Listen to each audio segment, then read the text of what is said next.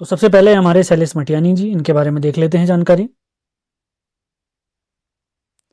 तो शैलेश मटियानी जी के बारे में अगर आपको बताएं तो सबसे पहले आपने याद रखना है इनका वास्तविक नाम है रमेश चंद्र सिंह मटियानी। इनके अन्य नाम क्या क्या प्राप्त होते हैं? इन्हें कथा शिल्पी, उत्तराखंड का आंचलिक साहित्यकार भी कहा जाता है इन्हें। किन्हें? शैलेश मटियानी जी को। इनका जन्म हुआ है 14 अक्टूबर 1931 को बाड़ेछीना अल्मोड़ा में, जबकि इनका निधन हुआ है 24 अप्रैल 2001 को। अब इनकी कुछ प्रमुख रचनाओं के बारे में देख लेते हैं, जिसमें इनके उपन्यास और कहानी संग्रह आते हैं। तो सबसे पहले इनके उपन्यास देखते हैं। जो है सबसे पहला इनका उपन्यास है बोरीवली से पोरबंदर तक, इसके बाद मुठभेड़, इसके बाद सावित्री, इसके बाद एक मुठ सरसों, और इसके बाद है कबूतर खाना। अब इनकी कहानी संग्रह अगर देखें तो कहानी संग्रह में है इनकी मेरी 33 कहानियां, महाभोज, नाच जमुरे नाच, और दो दुखों का एक सुख। महाभोज रचना के लिए इन्हें प्रेमचंद पुरस्कार से सम्मानित भी किया गया है। जैसे सीरीज हमारे आगे बढ़ते रहेगी, प्रमुख कवियों की जो रचना है उनको कैसे याद करा जाए उसका ट्रिक वीडियो में मैं लेके आऊंगा, आपको बहुत फायदा होगा उनका। शैलेश मटियानी जी के कुछ प्रमुख निबंध देखते हैं जो इन्होंने निबंध लिखे थे। ये हैं यदा कदा, कागज की नाव, किसके राम कैसे राम, राष्ट्रभाषा का सवाल, उत्तराखंड का इतिहास, उत्तराखंड जिला सीरीज, परीक्षावाणी, सामान्य हिंदी।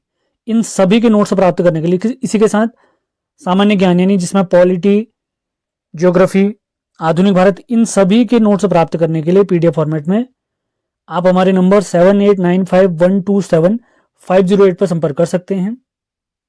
आगे बढ़ते हैं। अब इनके कुछ बाल साहित्य देखते हैं जो कि बच्चों से संबंधित थे, जो बच्चों के लिए उन्होंने लिखे थे। तो उसमें सबसे पहले बिल्ली के बच्चे, हाथी चींटी की लड़ाई, फूलों की नगरी, मुड़ मुड़कर मत देख। अब देखते हैं कुछ महत्वपूर्ण पुरस्कार या सम्मान जो इन्हें प्राप्त हुए हैं, जो हमारे आगामी परीक्षाओं में पूछे जा सकते हैं। तो सबसे पहले आता है 1983 में इन्हें फणीश्वर नाथ रेणु सम्मान से सम्मानित किया गया है। किस उपन्यास के लिए? उपन्यास मुठभेड़ के लिए। 1994 में कुमाऊं यूनिवर्सिटी द्वारा इन्हें डॉक्टर ऑफ लिटरेचर या डीलिट की उपाधि दी गई है। कुमाऊं यूनिवर्सिटी वही वाली है जो हमारी 1973 में स्थापित हुई है, जिसका मुख्यालय नैनीताल में स्थित है। सन 2000 में इन्हें राहुल संकीर्तन पुरस्कार से सम्मानित किया गया है। जबकि 2009 में हमारी उत्तराखंड सरकार ने इनके नाम पर शैलेश मटियानी शिक्षक पुरस्कार की शुरुआत की है। उम्मीद है सारे पॉइंट आपके क्लियर हुए होंगे। और इनका एक और पॉइंट आपको बता देता हूं, एक पत्रिका का संपादन इन्होंने किया था जिसका नाम जनपक्ष प्राप्त होता है। इसके अलावा कुछ अदर फैक्ट भी होंगे, आपको बता दिए जाएंगे, उसकी चिंता बिल्कुल न करें। आगे बढ़ते हैं। आज के वीडियो में हम ये मान के चलिए जो उत्तराखंड से संबंधित हमारे कवि हमारे सिलेबस में दिए गए हैं उनके बारे में जानकारी ले रहे हैं। पहले उन पर ही विशेष फोकस किया जाएगा। आगे बढ़ते हैं। आप देखते हैं मंगलेश डबराल जी। इनका जन्म 16 मई 1948 को हुआ है। काफल पानी गांव टिहरी में। सवाल पूछा जा सकता है काफल पानी गांव कहां स्थित है। ये टॉपिक काफी इंपॉर्टेंट होता है, हमारी परीक्षाओं में 1 से 2 सवाल बनते हैं इनसे रिलेटेड, तो इनको आपने बहुत बढ़िया तरीके से कवर करना है। इनका निधन अभी हाल ही में 9 दिसंबर सन 2020 को हुआ है।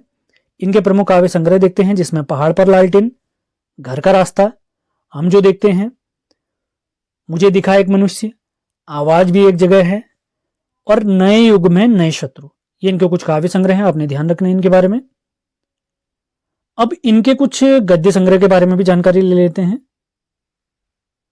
लेखक की रोटी, कवि का अकेलापन, ये इनके गद्य संग्रह हैं। कुछ इन्होंने स्क्रिप्ट या पटकथाएं भी लिखी हैं।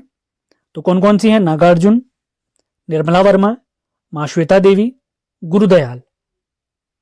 इनका एक यात्रा वृत्तांत है। यात्रा वृत्तांत मतलब जर्नी के दौरान, यात्रा के दौरान जो जो इन्होंने महसूस किया, जो जो चीजें इन्होंने सीखी, वो सारे एक्सपीरियंस यहाँ पे लिखे गए होंगे। तो यात्रा वृत्तांत इनका है। एक बार अयुवा, ये काफी इंपॉर्टेंट हो सकता है, ध्यान रखना आपने। सन 2000 में इन्हें साहित्य अकादमी पुरस्कार से सम्मानित किया गया। इनकी रचना हम जो देखते हैं के लिए। साहित्य अकादमी पुरस्कार के बारे में अगर आपको जानकारी दूं, 1954 में साहित्य अकादमी की स्थापना की गई और 1954 में, और पहली बार साहित्य अकादमी पुरस्कार दिए गए 1955 में। अब किसे दिया गया आपने बताना है कि पहला साहित्य अकादमी पुरस्कार। अंतिम पॉइंट इनके बारे में देखते हैं। इन्होंने पत्रिका पूर्वाग्रह में संपादन का कार्य भी किया था, यानी एडिटर रहे थे। इनकी बात देखिए हमने, मंगलेश डबराल जी। अगले साहित्यकार देखते हैं जो कि हमारे सिलेबस में दिए गए, हमारे प्यारे उत्तराखंड के शेखर जोशी जी, जिनका भी कुछ महीने पहले निधन हुआ है।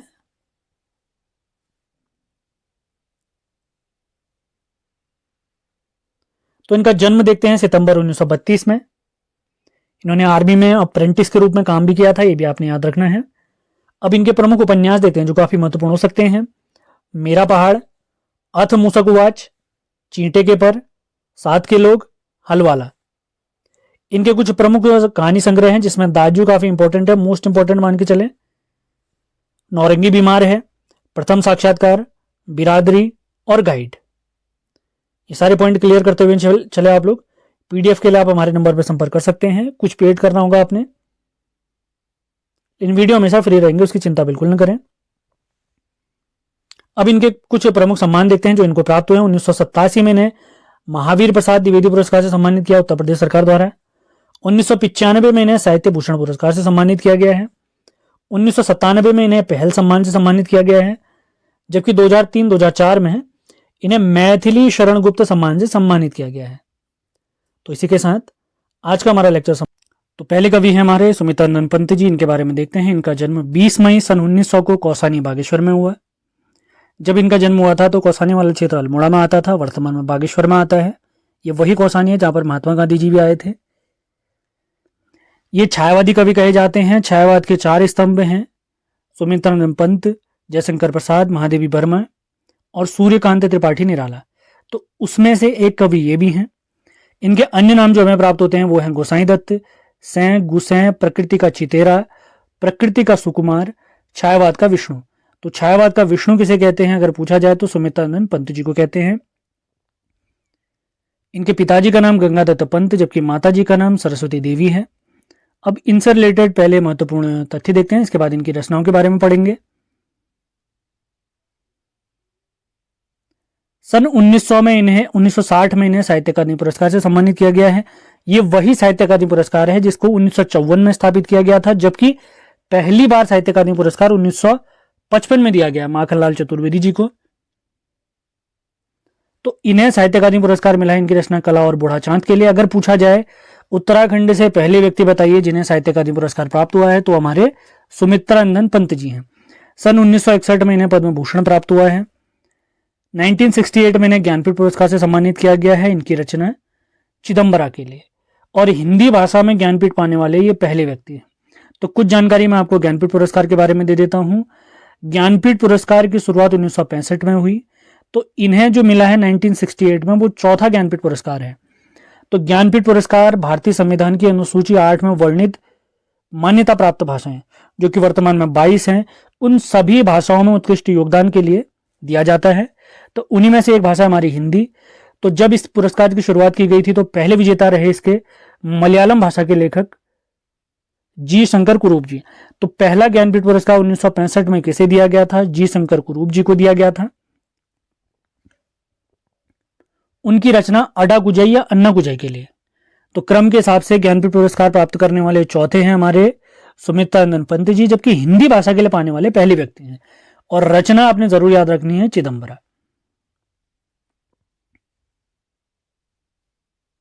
आगे बढ़ते हैं। 1936 में स्थापित ऑल इंडिया रेडियो का नाम 1957 में इन्हीं के सुझाव पर बदलकर आकाशवाणी रखा गया है। 1938 में पंत जी ने रूपाभ नामक पत्रिका के संपादक भी रहे हैं। यह एक मासिक पत्रिका थी। अब इनकी कुछ प्रमुख रचनाओं की तरफ जाते हैं। ये मान के चलिए सारी रचनाएं मोस्ट इंपॉर्टेंट है, एक इंपॉर्टेंट नहीं है, सारी इंपॉर्टेंट है, तो सारे आपने याद रखनी है। तो सबसे पहले इनके काव्य रचनाएं देखते हैं, जिसमें ग्रंथि, गुंजन, ग्राम्य, पल्लव, स्वर्ण किरण, स्वर्णधूलि, ज्योत्सना, युगांत, युगवाणी।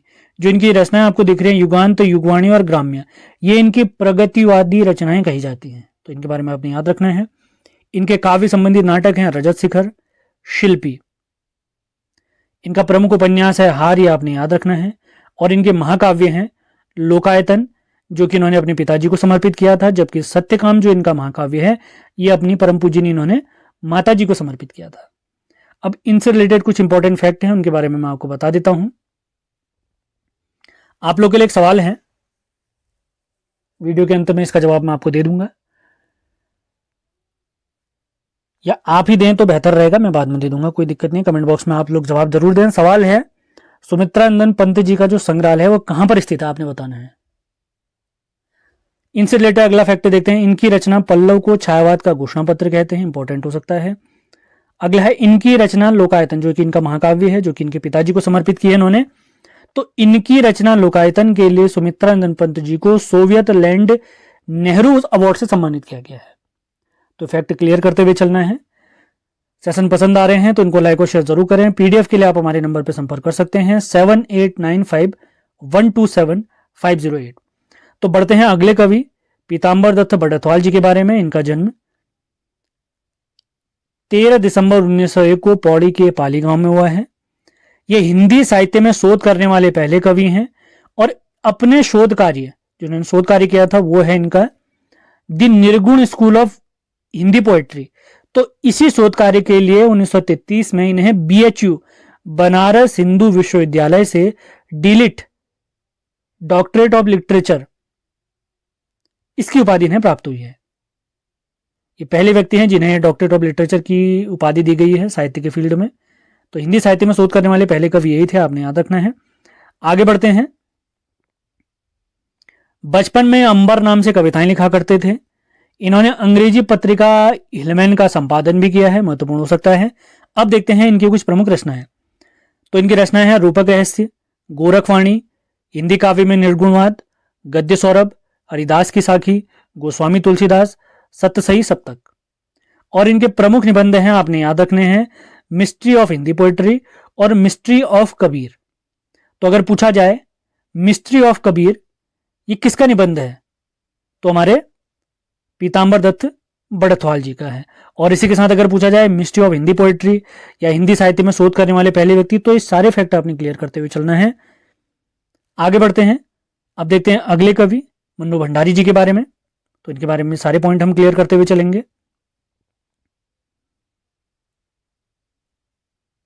इनका जन्म हुआ है 3 अप्रैल 1931 को भानपुरा मध्य प्रदेश में। इनके पिताजी का नाम सुख संपत राय था। इनके पति का नाम राजेंद्र यादव जी था। ये सारे फैक्ट क्लियर करते हुए चलने हैं। अगर पूछा जाए मन्नू भंडारी जी का बचपन का नाम क्या था, तो इनका बचपन का नाम महिंद्रा कुमारी प्राप्त होता है। अब देखते हैं इनके प्रमुख उपन्यास। इनके प्रमुख उपन्यासों में सबसे महत्वपूर्ण उपन्यास है आपका बंटी, इसके बाद महाभोज, स्वामी, कलवा, 1 इंच मुस्कान, और इनकी आत्मकथा है एक कहानी यह भी। एक कहानी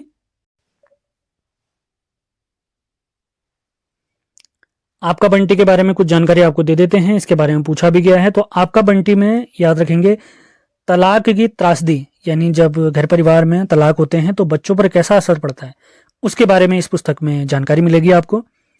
1 इंच मुस्कान जो इनकी रचना है, जो इनका उपन्यास है, ये इन्होंने अपने पति राजेंद्र यादव जी की मदद से लिखी है। और महाभोज ये रचना जो इनकी है, इसमें आम आदमी की त्रासदी दिखाई गई है, यानी आम आदमी हमारे समाज में कैसी कैसी समस्याओं से जूझता है उसके बारे में जानकारी मिलती है। तो ये चीजें क्लियर करते हुए चलना है आपने। कठिन पेपर आएंगे तो पूछा जा सकता है, पूछा भी गया है पहली परीक्षाओं में। अब देखते हैं इनकी प्रमुख कहानियां, जिसमें है 1 प्लेट सैलाब, मैं हार गई, श्रेष्ठ कहानियां, यही सच है, आंखों देखा झूठ, नायक खलनायक, त्रिशंकु, 3 निगाहों की एक तस्वीर। ये सभी इनकी क्या हैं, कहानियां हैं। एक इंपॉर्टेंट फैक्ट आप क्लियर करते हुए चलेंगे, ये जो इनकी कहानियां आपको दिख रही है यही सच है, इस कहानी पर एक मूवी बनी है बॉलीवुड में जिसे कहते हैं रजनीगंधा, जिस मूवी का नाम था रजनीगंधा। अगला फैक्ट देखते हैं, इन्होंने कुछ पटकथाएं यानी स्क्रिप्ट राइटिंग भी की है, रजनी की, निर्मला, स्वामी और दर्पण की। किसने? मन्नू भंडारी जी ने। अगला महत्वपूर्ण अगर मैं फैक्ट आपको बताऊं, जो आपको इनकी रचना दिख रही है एक कहानी यह भी, ये कहानी आपको दिख रही है जो इनकी आत्मकथा है। इस आत्मकथा के लिए इनको सन 2008 में प्रसिद्ध व्यास सम्मान से सम्मानित किया गया है। तो चीजें क्लियर करते हुए चलने हैं आपने, यहां पर मैंने लिखा नहीं है, आपने इसको नोट डाउन करते हुए चलना है। और इनकी जो यही सच है कहानी पर रजनीगंधा मूवी बनी थी, इसे बेस्ट फिल्म का अवार्ड भी प्राप्त हुआ है। अब इसे बेस्ट फिल्म का अवार्ड कब प्राप्त हुआ आपने बताना है। और एक सवाल मैंने अभी आपसे पूछा था, सुमित्रा नंदन पंत जी का संग्रहालय ये कहां पर स्थित है पंत विथि का, तो रामगढ़ में स्थित है, ये आपने याद रखना है। रामगढ़ में स्थित है या नहीं है ये भी सर्च करें आप लोग, ये आप लोग के लिए सवाल है, मैंने तो बता दिया है। उम्मीद है सेशन पसंद आ रहे। हम देखने वाले हैं राहुल संकीर्तन जी के बारे में। इनका जन्म 9 अप्रैल 1893 को पंदहा गांव आजमगढ़ में हुआ है, यानी यूपी में है ये जगह। इनका निधन हुआ है 14 अप्रैल 1963 को। इनकी उपाधियां या इनके अन्य नाम जो प्राप्त होते हैं हमें महापंडित, त्रिपिटकाचार्य, हिंदी यात्रा साहित्य का पितामह भी कहते हैं इन्हें। और इनका अगर वास्तविक नाम पूछा जाए तो इनका वास्तविक नाम है केदारनाथ पांडे जी। इनकी आत्मकथा का नाम है मेरी जीवन यात्रा। इनकी जीवनी के लेखक जो इनके जीवन पर आधारित है प्रभाकर मावचे जी हैं। इनके जीवन पर आधारित एक पुस्तक है राहुल का संघर्ष। इसके लेखक हैं श्रीनिवास शर्मा जी।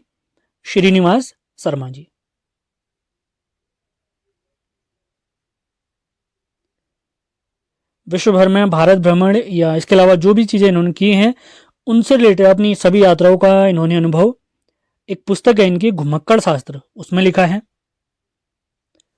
अगला पॉइंट देखते हैं। ये एक पत्र है हुंकार नाम का इसके संपादक रहे हैं। ये पत्र स्टार्ट किया था स्वामी सहजानंद सरस्वती जी ने। 1958 में इन्हें साहित्य अकादमी पुरस्कार से सम्मानित किया गया। इनकी रचना मध्य एशिया का इतिहास पुस्तक के लिए 1963 में इन्हें पद्म भूषण से सम्मानित किया गया है। 1993 में इनके जन्म शताब्दी के अवसर पर भारत सरकार ने 100 पैसे का डाक टिकट निकाला है। तो ये पॉइंट क्लियर करते हुए चलना है आपने, इंपॉर्टेंट हो सकते हैं। अब देखते हैं इनके कुछ रचना संग्रह। तो सबसे पहले इनके देखते हैं कहानियों के बारे में, जिसमें सतमी के बच्चे, बहुरंगी, कनैला की कथा, वोल्गा से गंगा।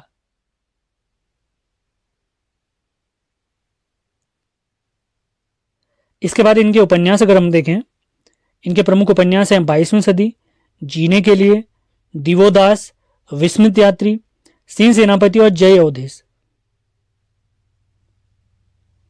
अब इनके द्वारा लिखी गई कुछ जीवनियों के बारे में देखते हैं, सारी महत्वपूर्ण हो सकती हैं। सरदार पृथ्वी सिंह, माओ Tse tung, Stalin, Lenin, Karl Marx, ये सभी रचनाओं को याद करने के लिए मैं एक ट्रिक वाली वीडियो जरूर लेकर आऊंगा, चिंता बिल्कुल न करें। आप नोट्स बनाए, वीडियो ध्यान से सुने। अगली इन्होंने जो जीवनी लिखी है वो वीर चंद सिंह गढ़वाली जी की है, ये काफी इंपॉर्टेंट हो सकती है। महामानव बुद्ध, ये भी इंपॉर्टेंट होगी। जिनमें मैंने टिक के निशान लगा रखे हैं उनको इंपॉर्टेंट मान के चले आप लोग। नए भारत के नेता, बचपन की स्मृतियां, अतीत से वर्तमान और कप्तान लाल, ये सारी इनकी क्या हैं, इन्होंने जो जीवनियां लिखी हैं। अब देखते हैं इनका यात्रा साहित्य। तो यात्रा साहित्य में सबसे पहले इनका आता है लंका, उसके बाद जापान, उसके बाद ईरान, इसके बाद है किन्नर देश की ओर, उसके बाद है चीन में क्या देखा, इसके बाद है मेरी लद्दाख यात्रा, उसके बाद मेरी तिब्बत यात्रा। एक सिक्किम यात्रा से रिलेटेड भी इनकी एक पुस्तक है, वो भी आपने याद रखनी है, सिक्किम का परिचय करके। इसके बाद इनकी आगे की रचनाएं आती हैं, उनके बारे में भी देखते हैं। मेरी लद्दाख यात्रा, मेरी तिब्बत यात्रा, तिब्बत में 1.25 वर्ष, रूस में 25 माह, विश्व की रूपरेखा और हिमालय पर जो कि 2 भागों में थी। पहला भाग गढ़वाल के बारे में है जबकि दूसरा भाग कुमाऊं के बारे में है। तो इसी के साथ राहुल संकीर्तन जी से रिलेटेड सारे महत्वपूर्ण फैक्ट मैंने कवर करा दिए हैं। इसके अलावा भी आपको कोई पॉइंट एक्स्ट्रा लगते हैं तो उन्हें नोट डाउन करें, कमेंट बॉक्स में भी लिख के बताएं। तो अगले कवि जो आज हम देखने वाले हैं वो हैं आचार्य प्रसाद द्विवेदी जी। इसके बाद गौरापंत शिवानी के बारे में देखेंगे हम। तो एक निबंधकार और आलोचक रहे हैं। इनका जन्म 19 अगस्त 1907 को हुआ है जबकि निधन 19 मई 1979 को हुआ है। इनके बचपन का नाम वैद्यनाथ द्विवेदी इंपॉर्टेंट हो सकता है। पिताजी का नाम अनमोल द्विवेदी और माताजी का नाम ज्योतिषमती देवी। इनकी जो भाषा है वो परिमार्जित खड़ी बोली कही जाती है। 1949 में लखनऊ विश्वविद्यालय से इन्हें डीलिट, डॉक्टरेट ऑफ लिटरेचर की उपाधि प्राप्त हुई। 1957 में इन्हें पद्म भूषण, 1973 में इन्हें साहित्य अकादमी पुरस्कार मिला है। इनके निबंध आलोक पर्व के लिए पिछले साल ही उत्तराखंड की परीक्षाओं में पूछा गया सवाल है। 1997 में भारत सरकार ने इनकी याद में 2 रुपये का डाक टिकट जारी किया है, ये भी आपने याद करते हुए चलना है। अब देखते हैं इनके कुछ आलोचनात्मक रचनाएं। सबसे पहले है सूर साहित्य, उसके बाद है हिंदी साहित्य का आदिकाल, उसके बाद है मेघदूत एक पुरानी कहानी, उसके बाद है हिंदी साहित्य की भूमिका, साहित्य का मर्म, हिंदी साहित्य का उद्भव और विकास, उसके बाद है कबीर, उसके बाद नाथ साहित्य, उसके बाद अगली रचना है इनकी लालित तत्व और साहित्य सहचर।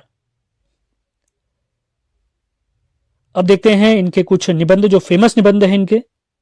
तो सबसे पहले है काफी इंपॉर्टेंट अशोक के फूल, उसके बाद कल्पलता, विचार प्रवाह, कुटज, आलोक पर्व, विष के दंत, नाखून क्यों पड़ते हैं, इंपॉर्टेंट हो सकते हैं। इनके प्रमुख उपन्यास हैं बाणभट्ट की कथा, चारु चंद्रलेख, पुनर्नवा, अनामदास का पोथा।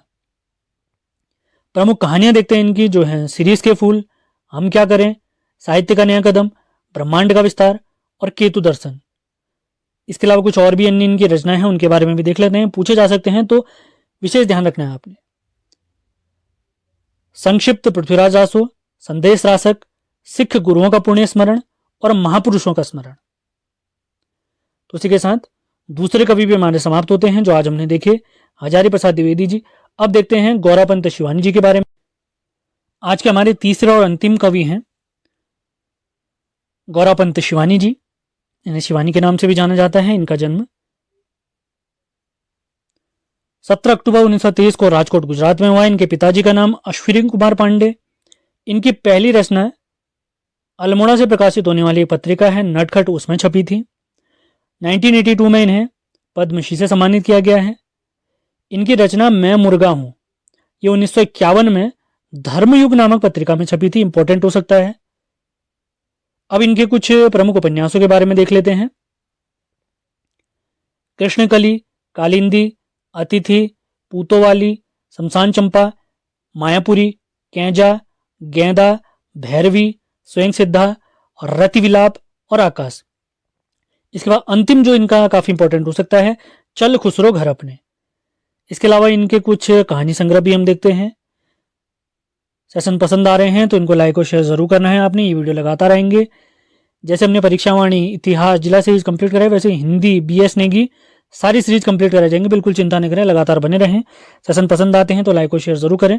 तो इनके कहानी संग्रह देखते हैं। पुष्पहार, लाल हवेली, शिवानी की श्रेष्ठ कहानियां और शिवानी की मशहूर कहानियां। और इनके प्रमुख धारावाहिक देखते हैं जिसमें इन्होंने लेखन का कार्य किया। सुरंगमा और रतिविलाप, मेरा बेटा और तीसरा बेटा। तो इसी के साथ आज का ये सेशन हमारा समाप्त होता है। तो हिंदी तो पहले कवि हैं हमारे सुमित्रानंद पंत जी। इनके बारे में देखते हैं। इनका जन्म 20 मई सन 1900 को कौसानी बागेश्वर में हुआ। जब इनका जन्म हुआ था तो कौसानी वाला क्षेत्र अल्मोड़ा में आता था, वर्तमान में बागेश्वर में आता है। ये वही कौसानी है जहां पर महात्मा गांधी जी भी आए थे। ये छायावादी कवि कहे जाते हैं। छायावाद के 4 स्तंभ हैं, सुमित्रानंद पंत, जयशंकर प्रसाद, महादेवी वर्मा और सूर्यकांत त्रिपाठी निराला। तो उसमें से एक कवि ये भी हैं। इनके अन्य नाम जो हमें प्राप्त होते हैं वो हैं गोसाई दत्त, सैं, गुसैं, प्रकृति का चितेरा, प्रकृति का सुकुमार, छायावाद का विष्णु। तो छायावाद का विष्णु किसे कहते हैं अगर पूछा जाए तो सुमित्रानंद पंत जी को कहते हैं। इनके पिताजी का नाम गंगादत्त पंत जबकि माताजी का नाम सरस्वती देवी है। अब इनसे रिलेटेड पहले महत्वपूर्ण तथ्य देखते हैं, इसके बाद इनकी रचनाओं के बारे में पढ़ेंगे। सन 1960 में इन्हें साहित्य अकादमी पुरस्कार से सम्मानित किया गया है। ये वही साहित्य अकादमी पुरस्कार है जिसको 1954 में स्थापित किया गया था, जबकि पहली बार साहित्य अकादमी पुरस्कार 1955 में दिया गया माखनलाल चतुर्वेदी जी को। तो इन्हें साहित्य अकादमी पुरस्कार मिला है इनकी रचना कला और बूढ़ा चांद के लिए। अगर पूछा जाए उत्तराखंड से पहले व्यक्ति बताइए जिन्हें साहित्य अकादमी पुरस्कार प्राप्त हुआ है, तो हमारे सुमित्रानंद पंत जी हैं। सन 1961 में इन्हें पद्म भूषण प्राप्त हुआ है। 1968 में इन्हें ज्ञानपीठ पुरस्कार से सम्मानित किया गया है इनकी रचना चिदम्बरा के लिए। और हिंदी भाषा में ज्ञानपीठ पाने वाले ये पहले व्यक्ति हैं। तो कुछ जानकारी मैं आपको ज्ञानपीठ पुरस्कार के बारे में दे देता हूं।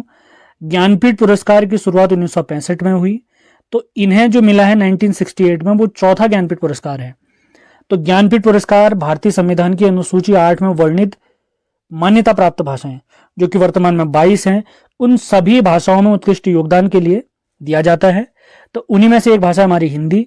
तो जब इस पुरस्कार की शुरुआत की गई थी तो पहले विजेता रहे इसके मलयालम भाषा के लेखक जी शंकर कुरूप जी।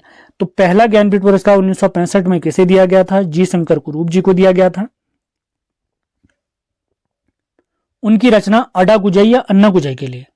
तो क्रम के हिसाब से ज्ञानपीठ पुरस्कार प्राप्त करने वाले चौथे हैं हमारे सुमित्रानंद पंत जी, जबकि हिंदी भाषा के लिए पाने वाले पहले व्यक्ति हैं। और रचना आपने जरूर याद रखनी है चिदम्बरा।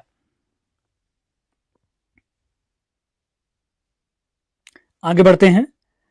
1936 में स्थापित ऑल इंडिया रेडियो का नाम 1957 में इन्हीं के सुझाव पर बदलकर आकाशवाणी रखा गया है।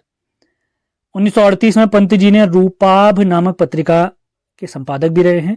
यह एक मासिक पत्रिका थी। अब इनकी कुछ प्रमुख रचनाओं की तरफ जाते हैं। ये मान के चलिए सारी रचनाएं मोस्ट इंपॉर्टेंट हैं। एक इंपॉर्टेंट नहीं है, सारी इंपॉर्टेंट है, तो सारे आपने याद रखनी है। तो सबसे पहले इनके काव्य रचनाएं देखते हैं, जिसमें ग्रंथि, गुंजन, ग्राम्य, पल्लव, स्वर्ण किरण, स्वर्णधूलि, ज्योत्सना, युगांत, युगवाणी। जो इनकी रचनाएं आपको दिख रही हैं, युगांत, युगवाणी और ग्राम्य, ये इनकी प्रगतिवादी रचनाएं कही जाती हैं, तो इनके बारे में आपने याद रखना है। इनके काव्य संबंधी नाटक हैं रजत शिखर, शिल्पी। इनका प्रमुख उपन्यास है हार, ये आपने याद रखना है। और इनके महाकाव्य हैं लोकायतन, जो कि इन्होंने अपने पिताजी को समर्पित किया था, जबकि सत्यकाम जो इनका महाकाव्य है, ये अपनी परम पूजनी इन्होंने माताजी को समर्पित किया था। अब इनसे रिलेटेड कुछ इंपॉर्टेंट फैक्ट हैं, उनके बारे में मैं आपको बता देता हूं। आप लोग के लिए एक सवाल है, वीडियो के अंत में इसका जवाब मैं आपको दे दूंगा, या आप ही दें तो बेहतर रहेगा, मैं बाद में दे दूंगा, कोई दिक्कत नहीं। कमेंट बॉक्स में आप लोग जवाब जरूर दें। सवाल है, सुमित्रानंदन पंत जी का जो संग्रहालय है वो कहां पर स्थित है, आपने बताना है। इनसे रिलेटेड अगला फैक्ट देखते हैं, इनकी रचना पल्लव को छायावाद का घोषणा पत्र कहते हैं, इंपॉर्टेंट हो सकता है। अगला है इनकी रचना लोकायतन, जो कि इनका महाकाव्य है, जो कि इनके पिताजी को समर्पित की है इन्होंने। तो इनकी रचना लोकायतन के लिए सुमित्रानंदन पंत जी को सोवियत लैंड नेहरू अवार्ड से सम्मानित किया गया है। तो फैक्ट क्लियर करते हुए चलना है। सेशन पसंद आ रहे हैं तो इनको लाइक और शेयर जरूर करें। पीडीएफ के लिए आप हमारे नंबर पर संपर्क कर सकते हैं 7895127508। तो बढ़ते हैं अगले कवि पीताम्बर दत्त बड़थवाल जी के बारे में। इनका जन्म 13 दिसंबर 1901 को पौड़ी के पाली गांव में हुआ है। ये हिंदी साहित्य में शोध करने वाले पहले कवि हैं, और अपने शोध कार्य जो इन्होंने शोध कार्य किया था वो है इनका द निर्गुण स्कूल ऑफ हिंदी पोएट्री। तो इसी शोध कार्य के लिए 1933 में इन्हें BHU बनारस हिंदू विश्वविद्यालय से डीलिट डॉक्टरेट ऑफ लिटरेचर इसकी उपाधि इन्हें प्राप्त हुई है। ये पहले व्यक्ति हैं जिन्हें डॉक्टरेट ऑफ लिटरेचर की उपाधि दी गई है साहित्य के फील्ड में। तो हिंदी साहित्य में शोध करने वाले पहले कवि यही थे, आपने याद रखना है। आगे बढ़ते हैं। बचपन में अंबर नाम से कविताएं लिखा करते थे। इन्होंने अंग्रेजी पत्रिका हिलमैन का संपादन भी किया है, महत्वपूर्ण हो सकता है। अब देखते हैं इनकी कुछ प्रमुख रचनाएं। तो इनकी रचनाएं हैं रूपक रहस्य, गोरखवाणी, हिंदी काव्य में निर्गुणवाद, गद्य सौरभ, हरिदास की साखी, गोस्वामी तुलसीदास, सतसई सप्तक। और इनके प्रमुख निबंध हैं, आपने याद रखने हैं, मिस्ट्री ऑफ हिंदी पोएट्री और मिस्ट्री ऑफ कबीर। तो अगर पूछा जाए मिस्ट्री ऑफ कबीर ये किसका निबंध है, तो हमारे पीताम्बर दत्त बड़थवाल जी का है। और इसी के साथ अगर पूछा जाए मिस्ट्री ऑफ हिंदी पोएट्री या हिंदी साहित्य में शोध करने वाले पहले व्यक्ति, तो ये सारे फैक्ट आपने क्लियर करते हुए चलना है। आगे बढ़ते हैं। अब देखते हैं अगले कवि मन्नू भंडारी जी के बारे में। तो इनके बारे में सारे पॉइंट हम क्लियर करते हुए चलेंगे। इनका जन्म हुआ है 3 अप्रैल 1931 को भानपुरा मध्य प्रदेश में। इनके पिताजी का नाम सुख संपत राय था। इनके पति का नाम राजेंद्र यादव जी था। ये सारे फैक्ट क्लियर करते हुए चलने हैं। अगर पूछा जाए मन्नू भंडारी जी का बचपन का नाम क्या था, तो इनका बचपन का नाम महिंद्रा कुमारी प्राप्त होता है। अब देखते हैं इनके प्रमुख उपन्यास। इनके प्रमुख उपन्यासों में सबसे महत्वपूर्ण उपन्यास है आपका बंटी। इसके बाद महाभोज, स्वामी, कलवा, 1 इंच मुस्कान, और इनकी आत्मकथा है एक कहानी यह भी, एक कहानी।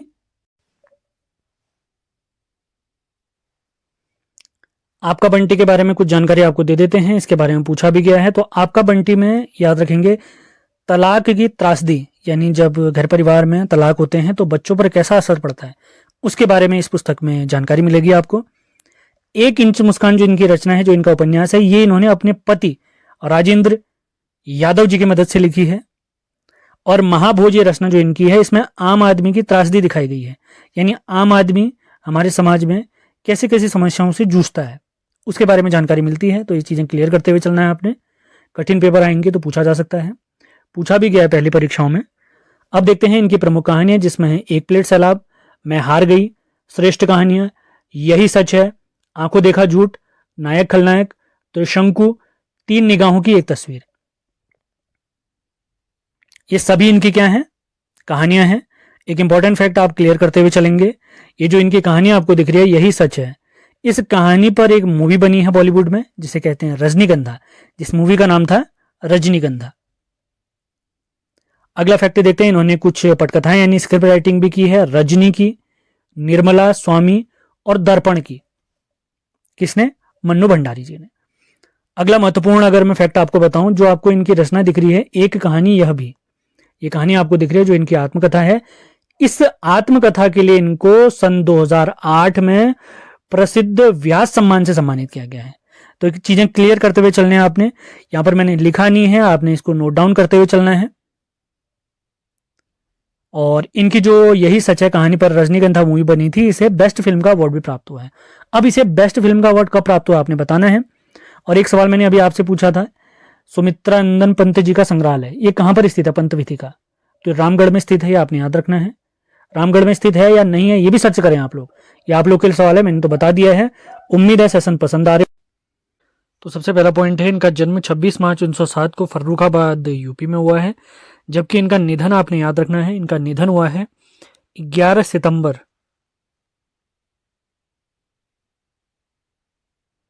1987 को। इनके अन्य नाम जो हमें प्राप्त होते हैं वो है आधुनिक युग की मीरा, हिंदी के विशाल मंदिर की सरस्वती। तो इन्हें हिंदी के विशाल मंदिर की सरस्वती निराला जी ने कहा है, इंपॉर्टेंट हो सकता है। इनके पिताजी का नाम गोविंद प्रसाद वर्मा, माता जी का नाम हेमरानी देवी, जबकि इनके पति का नाम स्वरूप नारायण वर्मा है। ये काफी इंपॉर्टेंट है। माता पिता तो कोई दिक्कत नहीं, आप याद करें न करें, लेकिन पति जरूर याद रखना है आपने। अब इनसे रिलेटेड कुछ महत्वपूर्ण पुरस्कार हैं, वो सारे इंपॉर्टेंट होने वाले हैं, सारे फैक्ट भी इंपॉर्टेंट होंगे, तो ध्यानपूर्वक आपने इनको सुनना है, अपने नोट्स बनाने हैं। तो सबसे पहले अगर देखें तो इन्हें पद्म भूषण प्राप्त हुआ है 1956 में, काफी इंपॉर्टेंट। 1979 में इन्हें साहित्य अकादमी फेलोशिप प्राप्त हुई है। साहित्य अकादमी फेलोशिप, और साहित्य अकादमी की फेलोशिप प्राप्त करने वाली ये पहली महिला है, ये भी आप लोगों ने ध्यान रखना है, काफी इंपॉर्टेंट फैक्ट है। 1982 में इन्हें ज्ञानपीठ पुरस्कार से सम्मानित किया गया। इनकी रचना यामा के लिए। इंपॉर्टेंट फैक्ट मैं आपको क्लियर कर देता हूं, हिंदी के लिए ज्ञानपीठ पाने वाली ये पहली महिला है। पहले मेल अगर या पहले व्यक्ति अगर पूछे जाएंगे वो तो हमारे सुमित्रा नंदन पंत जी, जो हिंदी के लिए पहले व्यक्ति हैं। हिंदी के लिए पहली महिला अगर पूछी जाएंगी तो महादेवी वर्मा जी हैं। 1988 में इन्हें पद्म विभूषण से सम्मानित किया गया, जो कि हमारे प्यारे भारत का दूसरा सबसे बड़ा नागरिक पुरस्कार है। 1977 में इन्हें कुमाऊं यूनिवर्सिटी से डीलिट की उपाधि प्राप्त हुई है, डॉक्टरेट ऑफ लिटरेचर। 1984 में इन्हें BHU यानी बनारस हिंदू यूनिवर्सिटी से डीलिट की उपाधि प्राप्त हुई है, ये भी आपने ध्यान रखना है। अब इनसे रिलेटेड कुछ महत्वपूर्ण फैक्ट हैं। भारत में महिलाओं के लिए कवि सम्मेलन प्रारंभ करने का श्रेय इन्हीं को जाता है। किनको? महादेवी वर्मा जी को जाता है। मोस्ट इंपॉर्टेंट फैक्ट, 15 अप्रैल 1933 को सुभद्रा कुमारी चौहान जी की अध्यक्षता में प्रयाग महिला विद्यापीठ में पहले अखिल भारतीय कवि सम्मेलन का आयोजन किया गया। मोस्ट इंपॉर्टेंट, इन्होंने महिलाओं की पत्रिका चांद का संपादन भी किया है। अगला इंपॉर्टेंट फैक्ट, 1968 में निर्देशक मृणाल सेन जी ने इनकी कहानी वह चीनी भाई पर एक बांग्ला फिल्म बनाई है, जिसका नाम था नीले आकाशेर नीचे। नीले आकाशेर नीचे। 1936 में रामगढ़ में बने इनके जो भवन है, जो इनका घर था, इसे इन्होंने मीरा मंदिर नाम दिया था।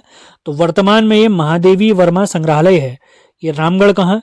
हमारे नैनीताल में स्थित है।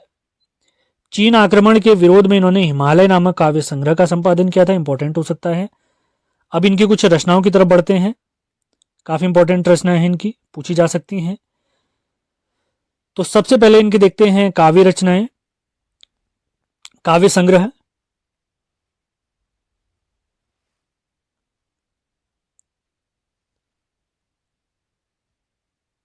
तो काव्य संग्रह आपको बताएं इनके, तो काव्य संग्रह में सबसे पहले है निहार, रश्मि, नीरजा और सांध्य गीत। ये ध्यान देंगे आप लोग, इन सभी का संकलन यामा नामक पुस्तक में किया गया है। निहार, रश्मि, नीरजा और सांध्य गीत, यामा में इन सभी का ही संकलन है। यामा वही रचना है जिसके लिए इन्हें 1982 में ज्ञानपीठ पुरस्कार से सम्मानित किया गया है। अगली काव्य रचना है इनकी दीपशिखा, सप्तपर्णा, प्रथम आयाम, अग्निरेखा, जो कि मरणोपरांत इनके निधन के बाद 1990 में प्रकाशित हुई है। तो ये स्टार्टिंग की 3 रचनाएं तो मोस्ट इंपॉर्टेंट है, यामा की वजह से आपने याद रखना है। स्टार्टिंग की 4 रचनाएं निहार, रश्मि, नीरजा, सांध्य गीत, आपने कोड से याद रखना है, तो NRNS करके इसको याद रख सकते हैं आप। एन से निहार, आर से रश्मि, एन से नीरजा और एस से सांध्य गीत। अब इनके कुछ बाल साहित्य देखते हैं जो कि इनके हैं ठाकुर जी बोले हैं, आज खरीदेंगे हम ज्वाला। इनके कुछ संस्मरण हैं, इसमें पथ के साथी, मेरा परिवार शामिल है। इनके कुछ रेखा चित्र हैं जिसमें अतीत के चलचित्र काफी इंपॉर्टेंट पूछा गया, स्मृति की रेखाएं पूछा जा सकता है इंपॉर्टेंट। इनके निबंध संग्रह हैं, श्रृंखला की कड़ियां, विवेचनात्मक गद्य काफी इंपॉर्टेंट, और इनकी कहानी काफी इंपॉर्टेंट है, गिल्लू।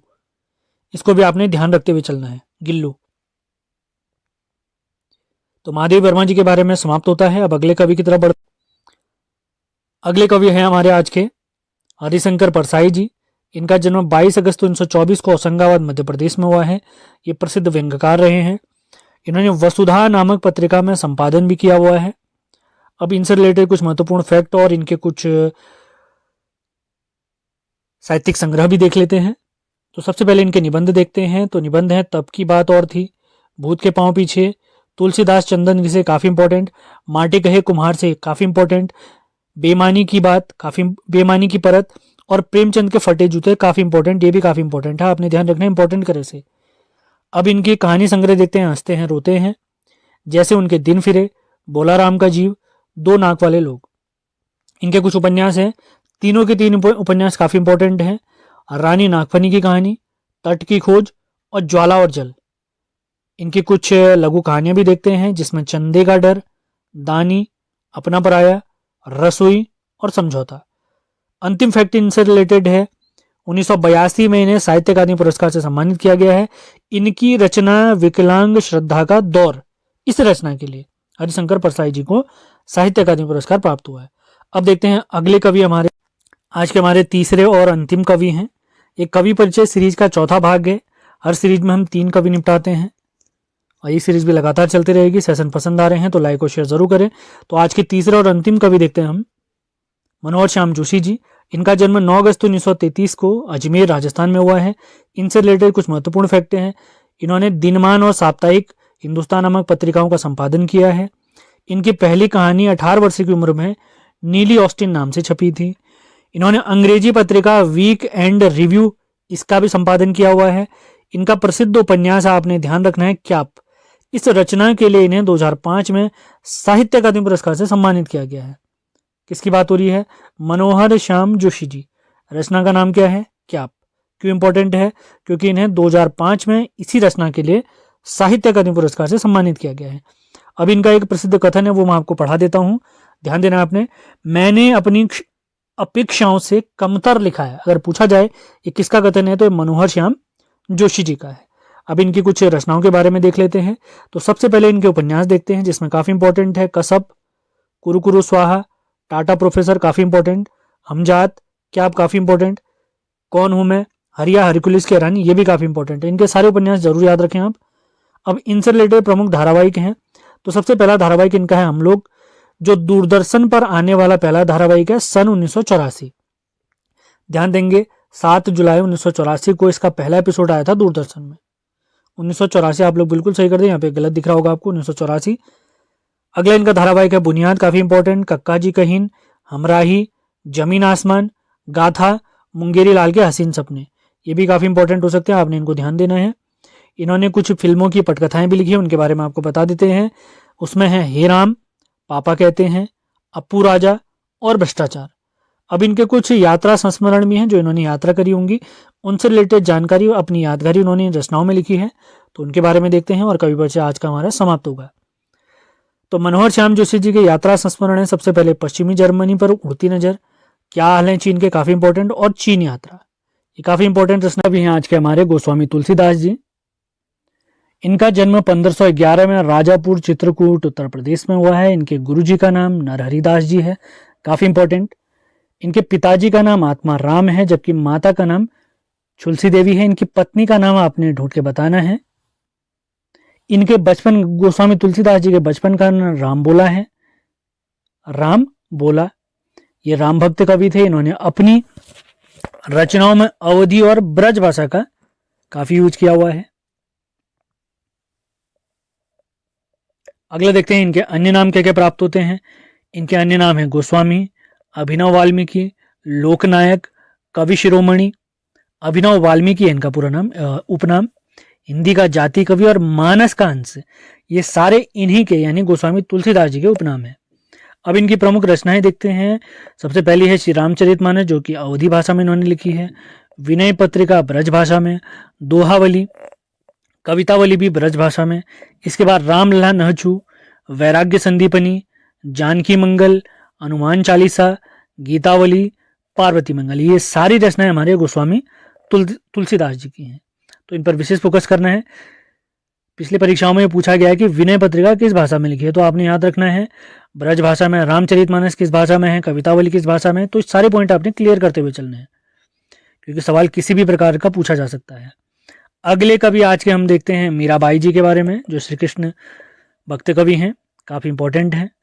इनका जन्म 1498 में चौकड़ी गांव जोधपुर में हुआ है। इनके गुरुजी का नाम संत रविदास जी है। इनके पति का नाम भोजराज। इनकी रचनाओं में श्रृंगार रस, शांत रस अत्यधिक मात्रा में प्रयोग हुआ है। इनकी प्रमुख रचनाएं हम देखते हैं तो नरसिका मायरा, राग गोविंद, गीत गोविंद टीका और राग सोरठ का पद, राग सोरठ के पद। इनकी केवल 4 रचनाएं हैं, तो ध्यान रखना है आपने, चारों रचनाओं के बारे में याद रखना है। अब आज के अगले कवि यानी तीसरे कवि हम देखते हैं, जो है हमारे रसखान जी। 17 कवि हम निपटा चुके हैं और 18वें कवि देखते हैं रसखान जी के बारे में। इनका जन्म 1548 में हरदोई यूपी में हुआ है। इनके गुरु जी का नाम विठलनाथ है। ये भक्ति व श्रृंगार रस इनकी रचनाओं में प्रधानता पाई गई है। रसखान जी का वास्तविक नाम है सैयद इब्राहिम। ये सगुण कृष्ण भक्त कवि हैं, काफी इंपॉर्टेंट, और अपनी रचनाओं में इन्होंने ब्रज भाषा का प्रयोग किया है। इनकी समाधि स्थल है महाबन मथुरा में। इनका निधन वृंदावन में हुआ है, जो कि श्री कृष्ण का धाम है, 1628 में। इनकी प्रमुख रचनाएं हम देखते हैं प्रेम वाटिका मोस्ट इंपॉर्टेंट, सुजान रसखान, दान लीला, और सबसे ज्यादा इंपॉर्टेंट है इनकी रचना अष्टयाम। तो केवल 4 रचनाएं हैं, आपने ध्यान रखना है, प्रेम वाटिका, सुजान रसखान, दान लीला और अष्टयाम। तो बढ़ते हैं आज के हमारे चौथे कवि और टोटल 19वें कवि की तरफ, जो कि हमारे जयशंकर प्रसाद जी। ये हमारे छायावादी कवि हैं। छायावाद के 4 कवि थे, मैंने आपको बताया हुआ है, पंत, निराला, प्रसाद और वर्मा। जयशंकर प्रसाद, सुमित्रानंदन पंत, सूर्यकांत त्रिपाठी निराला और महादेव वर्मा जी। इनका जन्म हुआ है 30 जनवरी 1889 को वाराणसी में। ये एक छायावादी कवि हैं। इनकी पहली कहानी का नाम ग्राम था, जो कि 1912 की है। इनके अन्य नाम क्या क्या हैं? आधुनिक कविता के सुमेरु, झारखंडी, कलाधर और छायावाद का ब्रह्मा भी कहा गया इन्हें। इनकी सबसे प्रसिद्ध काव्य रचना है कामायनी, 1936 की, और जो इन्होंने खड़ी बोली में लिखी थी। पंत जी ने यानी सुमित्रानंदन पंत जी ने जयशंकर प्रसाद जी की कामायनी रचना को हिंदी में ताजमहल की उपाधि दी है। हिंदी में ताजमहल की उपाधि दी है, काफी इंपॉर्टेंट हो सकता है, आपने ध्यान देना है। अब इनकी प्रमुख रचनाओं के बारे में, इनके कलेक्शन के बारे में देखते हैं। तो सबसे पहले आते हैं इनके काव्य संग्रहों के बारे में। तो इनके काव्य संग्रह हैं कानन कुसुम, महाराणा का महत्व, झरना, आंसू, काफी इंपॉर्टेंट, लहर, मोस्ट इंपॉर्टेंट, कामायनी इनका अंतिम काव्य संग्रह है। इसके बाद है प्रेम पथिक और उसके बाद है उर्वरी, जो कि इनकी प्रथम रचना 1909 की। अब इनकी कहानियां देखते हैं, जो इन्होंने कहानियां लिखी हैं, फेमस कहानियां। सबसे पहली रचना है छाया, इसके बाद है प्रतिध्वनि, उसके बाद है आकाशदीप, इसके बाद आंधी और अंतिम है, उसके बाद है इंद्रजाल। इनके प्रमुख उपन्यास हैं और तीनों उपन्यास आपने मोस्ट इंपॉर्टेंट करके याद रखने हैं। सबसे पहला उपन्यास है कंकाल, उसके बाद तितली और इरावती। तीनों उपन्यास मोस्ट इंपॉर्टेंट है, मोस्ट इंपॉर्टेंट, ये ध्यान देंगे आप लोग। अब इनके प्रमुख नाटक देखते हैं, ये भी काफी महत्वपूर्ण है, इन पर भी विशेष फोकस रखना है आपने। सबसे पहला है स्कंदगुप्त, उसके बाद चंद्रगुप्त, अगला नाटक है ध्रुव स्वामी, इंपॉर्टेंट, उसके बाद है राज्यश्री, उसके बाद कामना और उसके बाद है एक घूंट। आज के हमारे सबसे पहले कवि हैं सूर्यकांत त्रिपाठी निराला जी। ये भी छायावादी कवि हैं, जिनकी बोली खड़ी बोली है। इनका जन्म 21 फरवरी 1896 को मेदिनीपुर, वेस्ट बंगाल यानी पश्चिम बंगाल में हुआ है। इनके बचपन का नाम सूर्य कुमार। इन्होंने कुछ पत्रिकाओं का संपादन किया, वे हैं समन्वय और मतवाला। 1976 में इन पर एक डाक टिकट जारी हुआ है। इनका निधन 15 अक्टूबर 1961 को हुआ, ये भी आपने ध्यान रखना है। सेशन पसंद आते हैं तो लाइक और शेयर जरूर करना है आपने। पीडीएफ के लिए आप हमारे नंबर पर संपर्क कर सकते हैं। इन्हें हिंदी साहित्य में निराला जी को हिंदी साहित्य में मुक्तक छंद का प्रवर्तक माना जाता है। इनके प्रसिद्ध कथन है, मनुष्यों की मुक्ति की तरह कविताओं की भी मुक्ति होती है। मनुष्यों की मुक्ति की तरह कविताओं की भी मुक्ति होती है। अब इनकी कुछ रचनाओं के बारे में देखते हैं। सबसे पहले इनके उपन्यास देख लेते हैं, जिसमें अप्सरा, अलका, प्रभावती, निरुपमा, कुल्ली भाट, चोटी की पकड़। और इनके 3 उपन्यास जो कि अपूर्ण रहे हैं वे हैं काले कारनामे, चमेली और इंदुलेखा। ये तीनों इनके अपूर्ण रह गए। अब इनके कुछ कहानी संग्रह के बारे में देखते हैं, जो इनके प्रसिद्ध कहानी संग्रह हैं, जिसमें लिली, सखी, देवी, सकुल की बीवी, चतुरी चमार। और इन्हें छायावाद का महेश भी कहा जाता है। छायावाद के 4 कवि हैं, इनके बारे में आपको बता चुका हूं। अब देखते हैं सूर्यकांत त्रिपाठी निराला जी के कुछ काव्य संग्रह, जिसमें सबसे पहले है 1923 की अनामिका, उसके बाद परिमल काफी इंपॉर्टेंट, गीतिका काफी इंपॉर्टेंट, तुलसीदास, कुकुरमुत्ता, और ये दोनों भी काफी इंपॉर्टेंट है। इसी के साथ इनके काव्य संग्रह हैं नए पत्ते, अड़िमा, बेला, अर्चना, आराधना। ये सारी रचनाएं आपने याद रखनी है। इसके अलावा इनकी कुछ और रचनाएं भी हैं, गीत कुंज, सांदी काकली और अपरा। ये सारी रचनाएं आपने याद रखनी है। बहुत सारी रचनाएं हैं, लगातार पढ़ते रहेंगे, आपने ध्यान आ जाएंगी। सारे इंपॉर्टेंट फैक्ट आपने ध्यान रखने हैं। तो बढ़ते हैं अगले कवि की तरफ। 20 कवि हमारे समाप्त होते हैं, अब 21वें कवि की तरफ बढ़ते हैं। अगले कवि हमारे गजानन माधव जी, जिन्हें मुक्तिबोध के नाम से भी जाना जाता है। इनका जन्म 13 नवंबर 1917 को श्योपुर ग्वालियर में हुआ, ग्वालियर यानी मध्य प्रदेश में हुआ। इनके बचपन का नाम बाबू साहब है। इनकी माता जी का नाम पार्वती बाई, पिताजी का नाम गोपाल राव, जबकि इनकी पत्नी का नाम शांताबाई है। ये कुछ पत्रों के सह संपादक भी रहे, उनके बारे में है, वे हैं वसुधा और नया खून। और इनका एक उपनाम है मुंशी, आपने याद रखना है, मुंशी के इनका उपनाम है। अब इनके कुछ काव्य संग्रह देखते हैं। इनकी वैसे सारी रचनाएं मोस्ट इंपॉर्टेंट है, तो फोकस करना है आपने। इनके काव्य संग्रह देखते हैं। सबसे पहले काफी इंपॉर्टेंट चांद का मुंह टेढ़ा है, उसके बाद चंबल की घाटी, उसके बाद क्रांति, इसके बाद अगली रचना है इनकी भूरी भूरी खाकधूल। अगली 2 काव्य संग्रह हैं लाल सलाम और आदमी। याद रखना आपने, चांद का मुंह टेढ़ा है काफी इंपॉर्टेंट है। इनके निबंध संग्रह देखते हैं। तो इनके निबंध संग्रह एक साहित्य की डायरी, नई कविता का आत्मसंघर्ष, आखिर रचना क्यों। इनके कुछ कहानी संग्रह भी हैं, जिसमें काठ का सपना, सतह से उठता पानी, नई जिंदगी, जलना और पक्षी और दीमक। एक उपन्यास है इनका, एकमात्र उपन्यास आपने याद रखना है, काफी इंपॉर्टेंट है, उसका नाम है विपात्र। ये किसकी रचनाएं देखी हमने, गजानन माधव मुक्तिबोध जी की, जिनका उपनाम है मुक्तिबोध जी। अगले रचनाकार देखते हैं, 22वें कवि देखते हैं। हमारे सिलेबस के अकॉर्डिंग 23 कवि हैं, जिसमें 22वें कवि हम देख रहे हैं राजेश जोशी जी के बारे में। इनका जन्म 18 जुलाई 1946 को नरसिंहगढ़ मध्य प्रदेश में हुआ है। 2002 में इन्हें साहित्य अकादमी पुरस्कार से सम्मानित किया गया है। इनकी रचना 2 पंक्तियों की बीच के लिए। भोपाल गैस त्रासदी पर इन्होंने एक शोक गीत लिखा है, जिसका नाम है भोपाल शोक गीत 1984। बाल कविता संग्रह है इनका गेंद निराली मिट्ठू, ये ध्यान रखना है आपने। अब इनके कुछ रचना संग्रह के बारे में हम देखते हैं। सबसे पहले आते हैं इनके काव्य संग्रह। तो काव्य संग्रह इनके एक दिन बोलेंगे पेड़, मिट्टी का चेहरा, नेपथ्य में हंसी, 2 पंक्तियों के बीच। कहानी संग्रह देखते हैं सोमवार व अन्य कहानियां, कपिल का पेड़। नाटक देखते हैं इनके जादू जंगल, अच्छे आदमी, टंकारा का गाना। इनकी एक आलोचनात्मक रचना है, जिसका नाम है एक कवि की नोटबुक। अगला तथ्य काफी इंपॉर्टेंट हो सकता है, इन्होंने रूस के कवि माइकोस्की की कविता का अनुवाद पतलून पहना बादल नाम से किया है। ये काफी इंपॉर्टेंट फैक्ट हो सकता है आगामी परीक्षाओं के लिए। अब देखते हैं हमारे सिलेबस के अंतिम कवि यानी 23वें कवि माखनलाल चतुर्वेदी जी के बारे में। तो आज हमारा साहित्य वाला पोर्शन कंप्लीट हो जाएगा। माखनलाल चतुर्वेदी जी के बारे में देखते हैं। इनका जन्म 4 अप्रैल 1889 को होशंगाबाद मध्य प्रदेश के बाबई गांव में हुआ। इनके पिताजी का नाम नंदलाल जी है, जबकि माता जी का नाम सुंदरी बाई। इनकी पत्नी का नाम ग्यारसी बाई है। इनके अन्य नाम जो उपनाम इनके प्राप्त होते हैं वो है एक भारतीय आत्मा और राष्ट्रवादी कवि भी इन्हें जाना गया है। एक पुस्तक है फेमस पुस्तक माखनलाल चतुर्वेदी भारतीय आत्मा।